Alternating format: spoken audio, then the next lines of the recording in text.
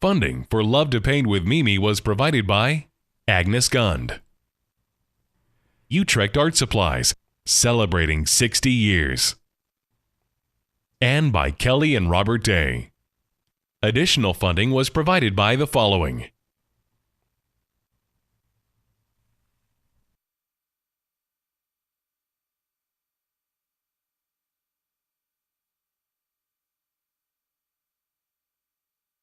Hi, I'm Mimi. Today we're going to paint a beautiful country road, so grab your brushes and let's get ready to create. Ready, set, go. Here we go. Paint on paper. This is what creation is about. Woo, isn't that beautiful? This is the beach. Look at that green against that yellow. I mean, it just sings. We're dancing with this color. It's going across the page. I'm a shape maker. That's what artists do. They make shapes, they create color, they do all these incredible things. Oh, I love to paint.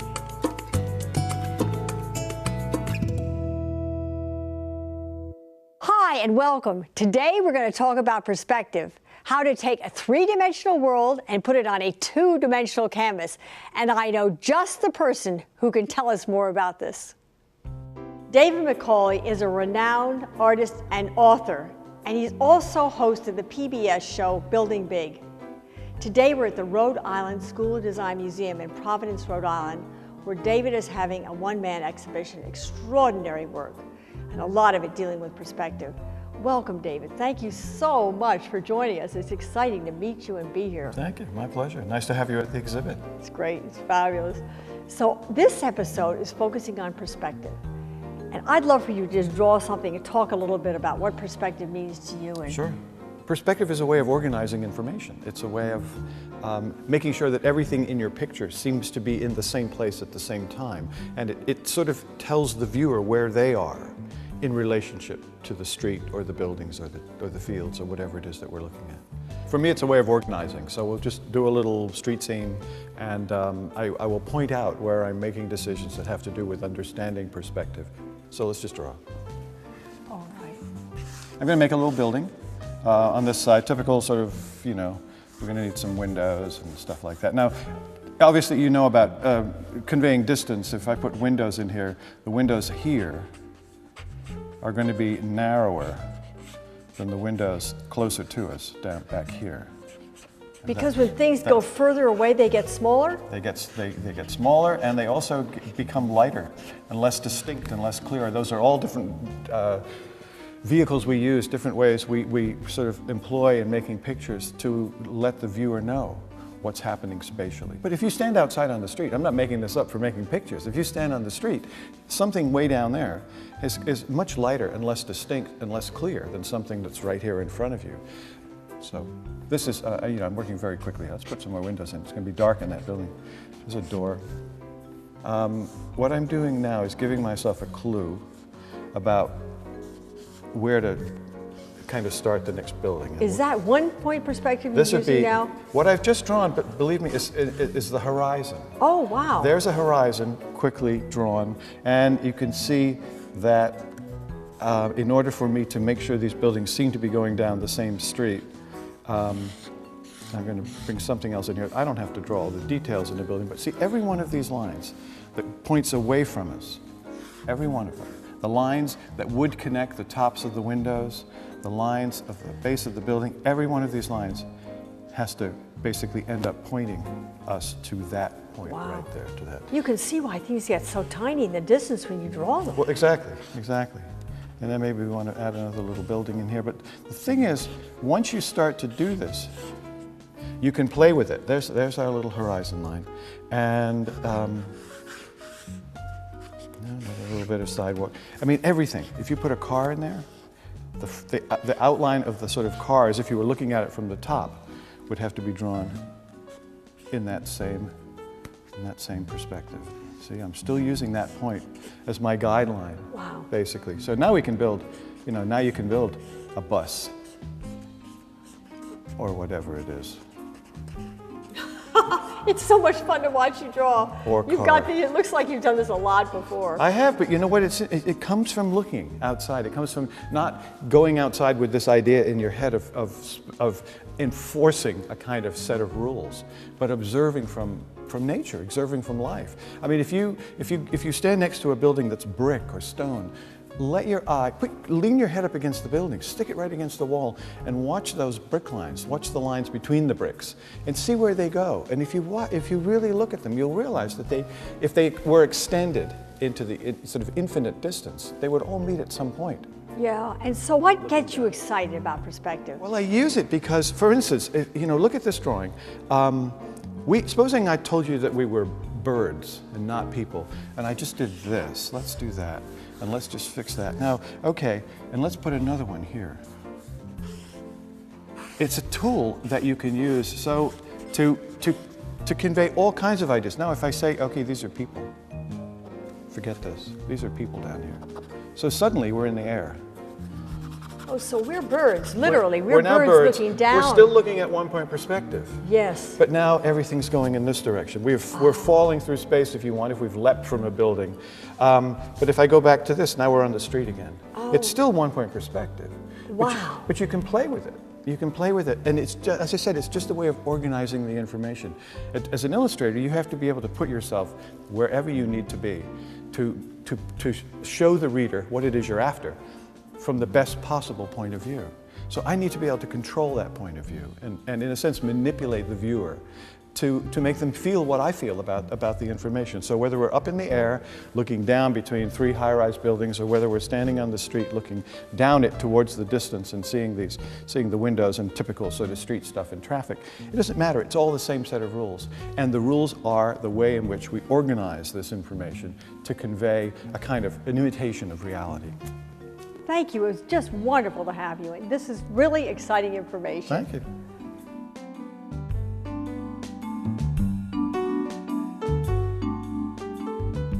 Wasn't that fascinating?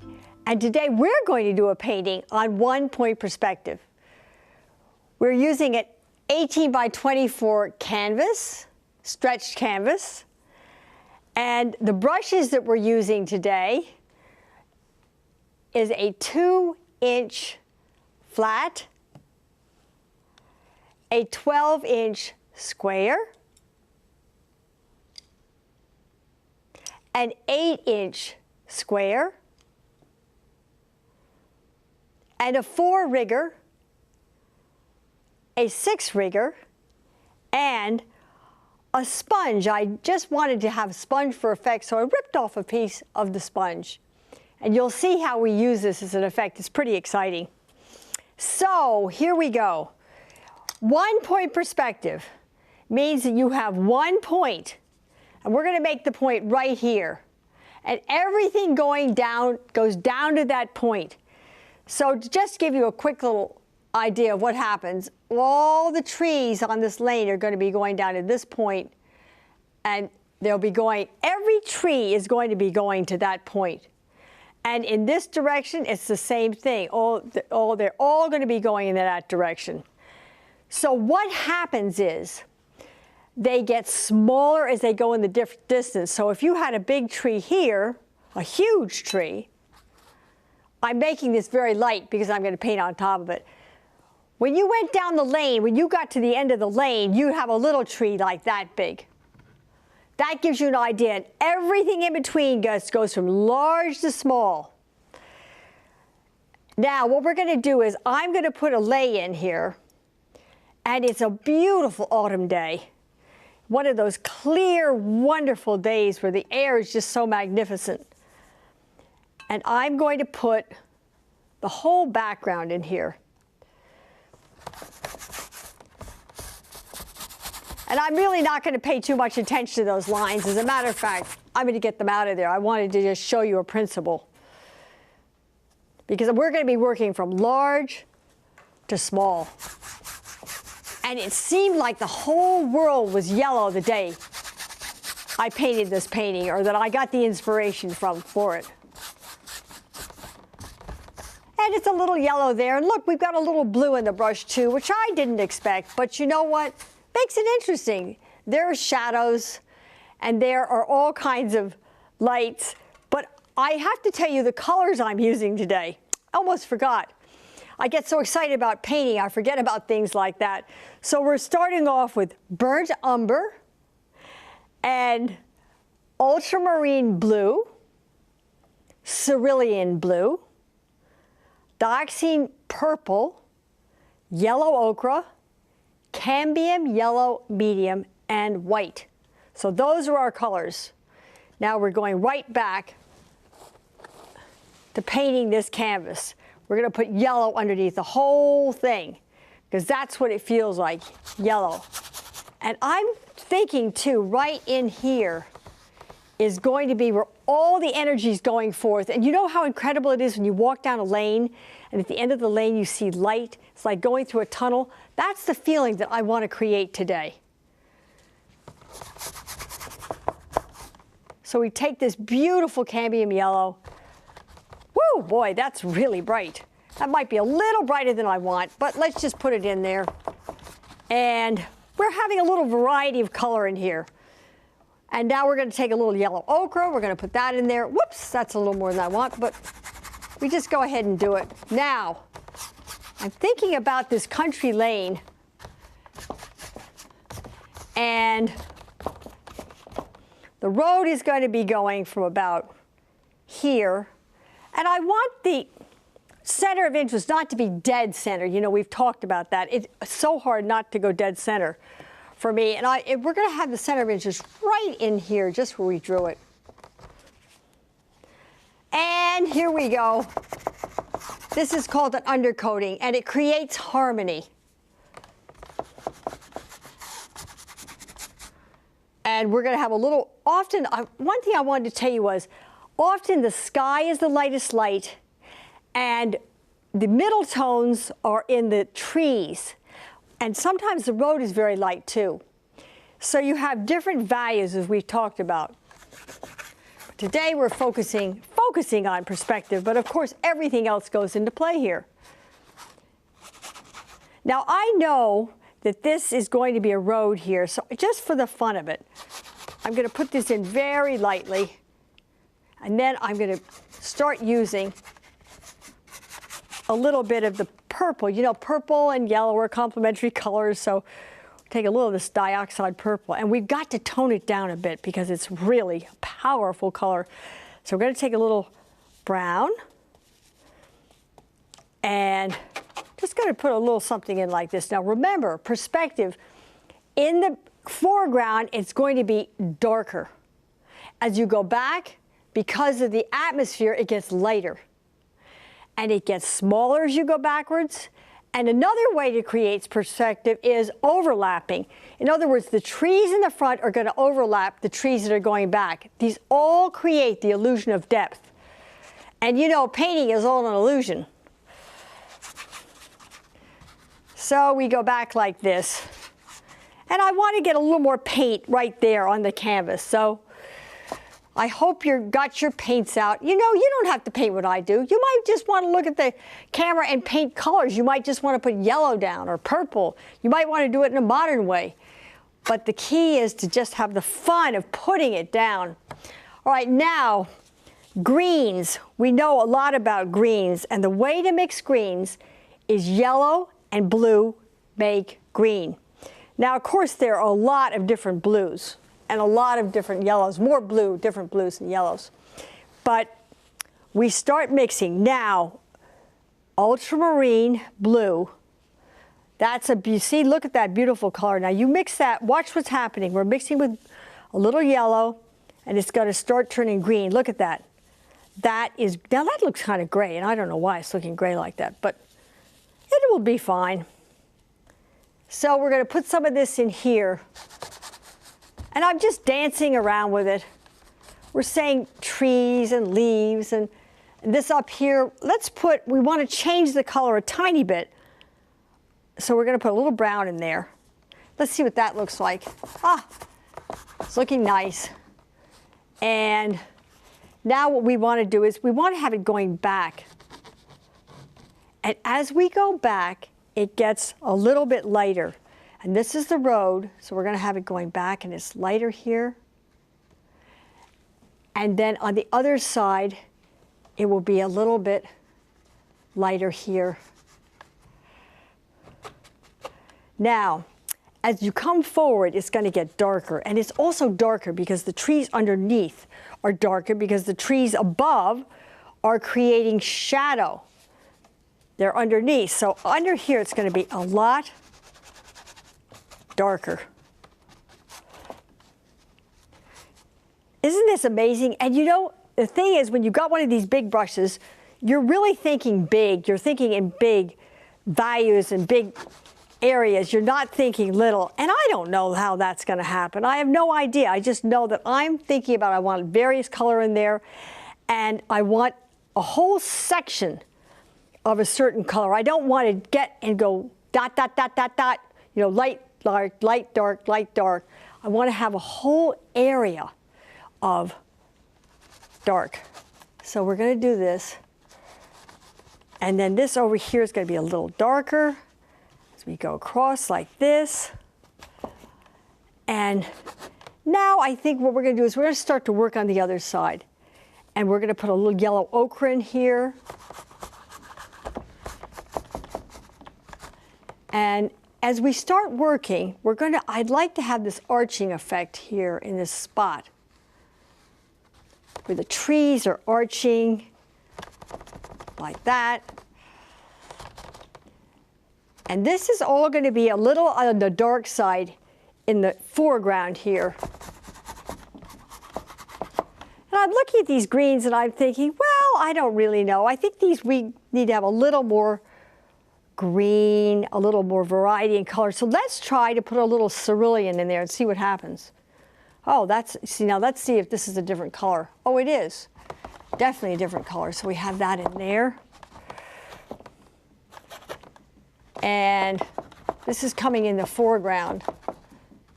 So actually this whole area here is going to be, the road's going to end here, and over here we're going to have the road ending there.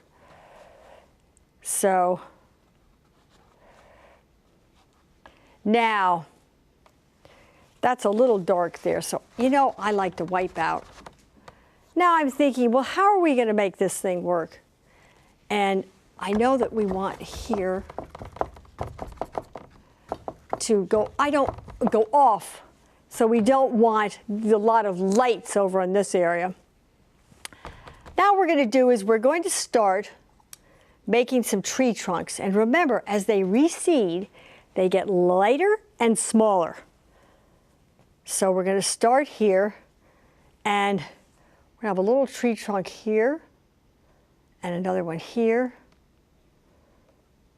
And they get closer together. And as we get more toward the front, they get a lot bigger. So we've got this wonderful tree in the front.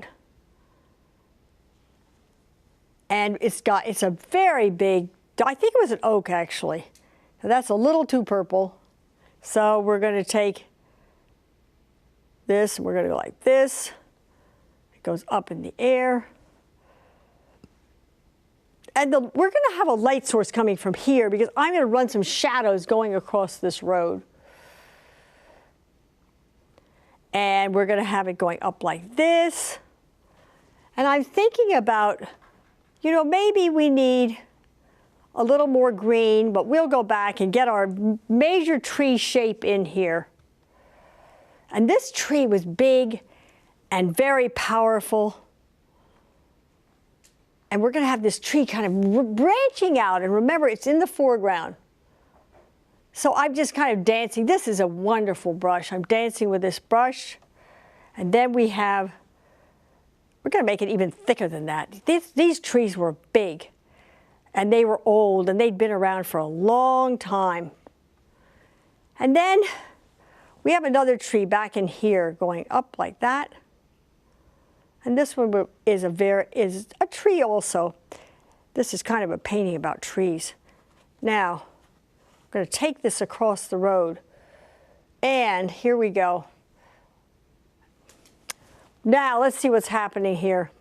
Okay, I want to make this down here dark, right in here. And we have a great, huge tree that's going to be there, too. So let's go back in work with this wonderful, wonderful brush. And this is a great big tree. So it goes up like this. And do you notice how when I use the brush, I kind of dance with it? Watch this. Now watch me do this. I'm pushing down and up and down and up and down and up. And that makes an exciting line.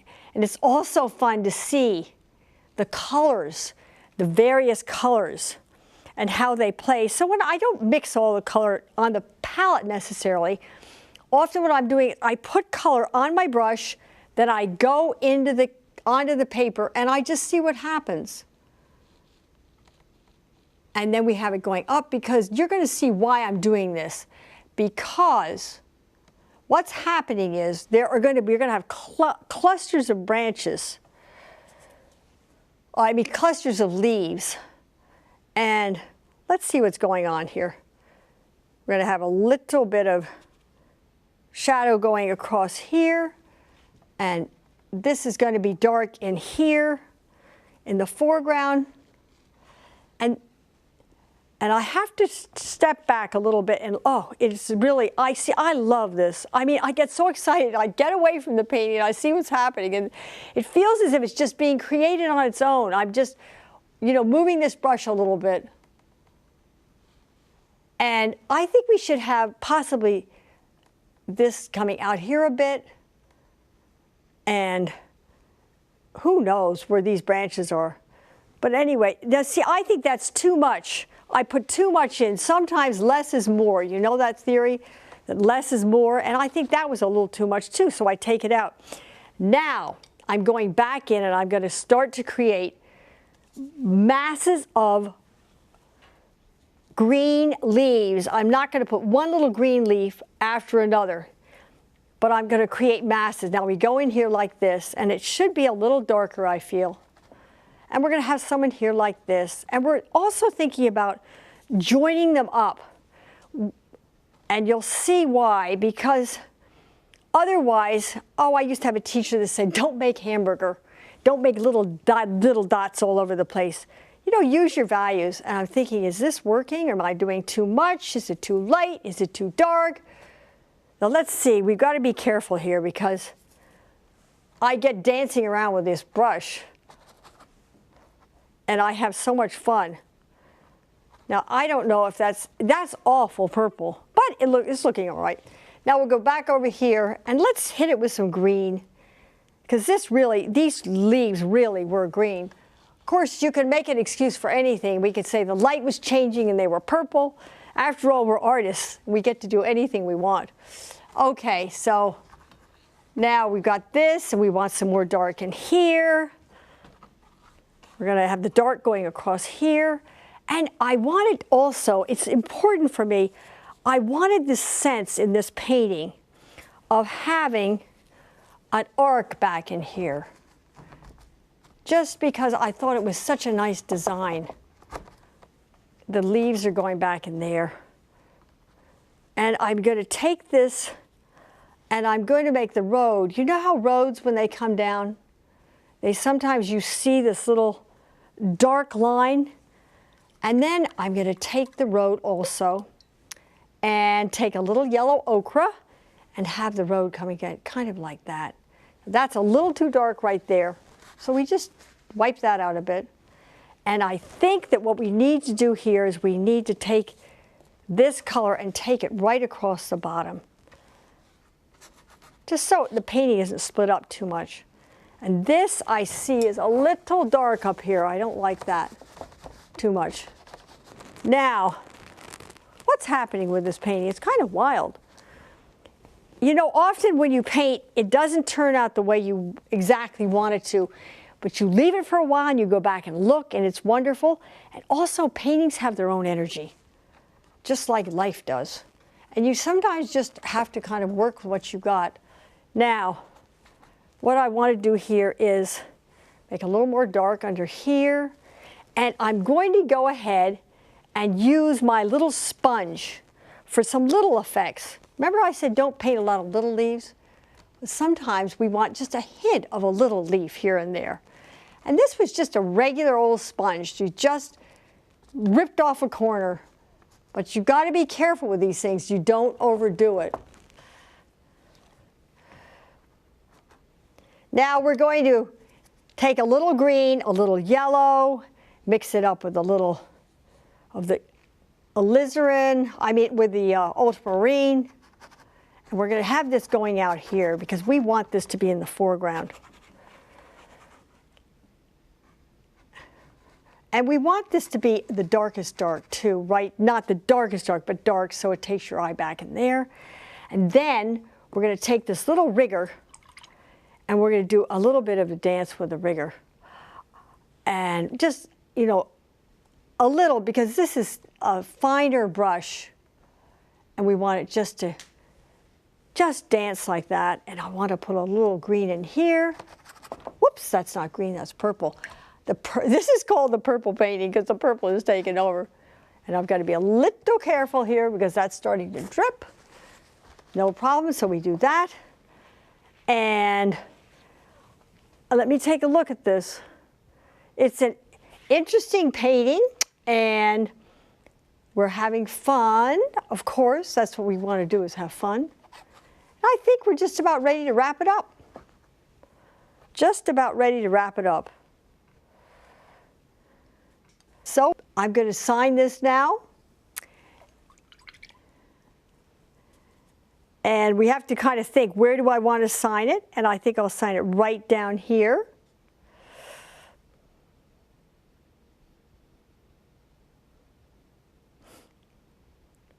Voila! So that's it for today. And have some fun. Paint, sketch, try one-point perspective, but enjoy your life and have fun creating. It makes one's life so much richer. Thank you for joining me. We'll see you next time.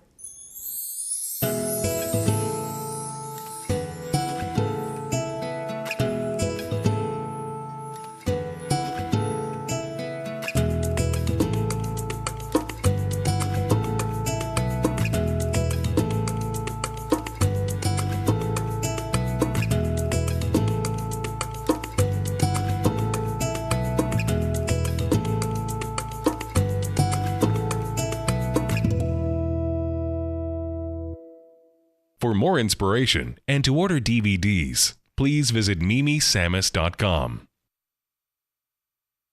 Funding for Love to Paint with Mimi was provided by Agnes Gund, Utrecht Art Supplies, celebrating 60 years, and by Kelly and Robert Day. Additional funding was provided by the following: